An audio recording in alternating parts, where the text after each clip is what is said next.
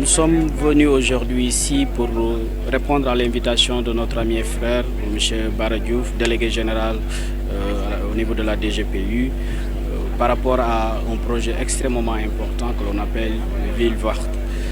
En tant que aussi secrétaire d'État chargé du logement, nous sommes très intéressés par rapport à tout ce qui est lié au développement urbain, parce que le logement, c'est un élément du cadre urbain. Et ce cadre-là devrait être un cadre qui respecte les principes du développement durable.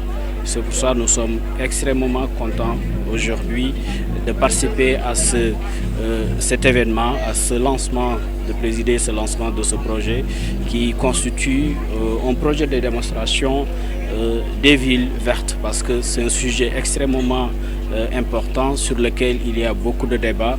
Je pense que la DGPU aujourd'hui vient de nous donner une occasion de pouvoir démontrer ce que c'est qu'une ville verte. Et le Sénégal constitue parmi les pays, en tout cas les plus engagés dans ce domaine en matière de développement durable. Je l'ai dit tout à l'heure, le Sénégal qui avait ratifié la Convention cadre des Nations Unies sur le changement climatique en 1992 fait partie des pays qui sont en tout cas très tôt signalés sur la prise en charge des problématiques du développement durable avec l'élaboration de plans climat dans plusieurs territoires, dans les communes et même dans les villes.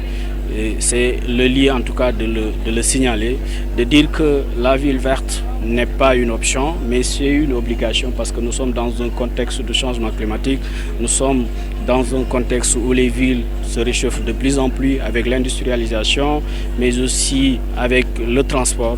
C'est pourquoi bâtir des villes vertes, c'est une nécessité.